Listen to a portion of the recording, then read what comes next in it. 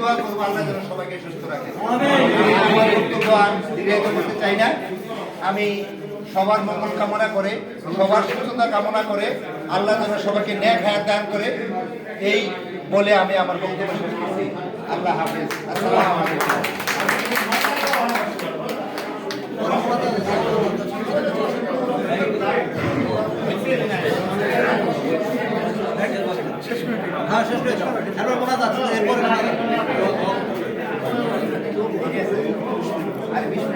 বিসমিল্লাহির রহমানির রহিম।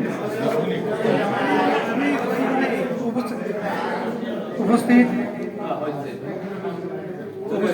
প্রিয় বন্ধুগণ, আসসালামু আলাইকুম।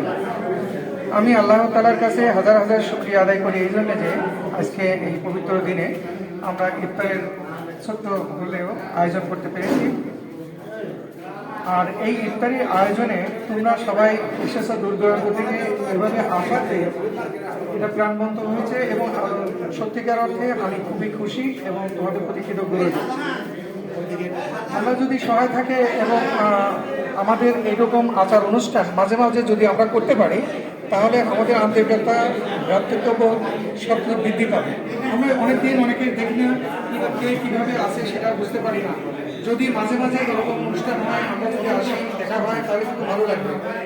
যেহেতু আমাদের বয়স একদম শেষের দিকে, আমাদের কীভাবে যাবে তা বলা যাচ্ছে না। সেই জন্যে আমরা যখনই একটু সুযোগ পাবো, আমরা এই আমাদের বন্ধুত্ব আমরা বজায় রাখার চেষ্টা করব। আর আমি আর একটা জিনিস একটু না বললেই হয় না, সেটা হলো আমরা বন্ধু অষ্টমেন্টে সবাই সব কিছু ভেদাভেদ, হিংসা, বিদ্বেষ ভুলে গিয়ে একসাথেই চলি। আল্লাহ তাআলা যেন আমাদের চলার পথটা সুষ্ঠুভাবে চলার পথটা সুগম করে দেবে। আমরা আগামীতে একসাথে পথ চলার চেষ্টা করব।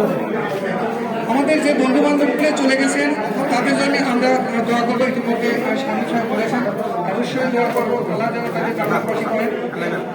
আমাদের সবাইকে আল্লাহ তাআলা ক্ষমা করুন, আমাদের রহমত করুন এবং তাদের ফয়সালা দিয়ে দিন। আমি আরেকটা অনুরোধ করব, যদি আমাদের এই অনুষ্ঠানে কোনো ভুল ত্রুটি হয়ে থাকে অবশ্যই তোমার শুধু দৃষ্টিতে দেখতে। আর যারা এটাতে অ্যারেঞ্জমেন্টে আছে, অত্যন্ত কষ্ট করে সুষ্ঠুভাবে সম্পন্ন করার চেষ্টা করে, কিন্তু যদিও তারপরেও যদি একটু থাকে তাহলে তোমার আর যারা করেছে এই এটা সম্পূর্ণ করেছে তাদের আমি ধন্যবাদ জানাই।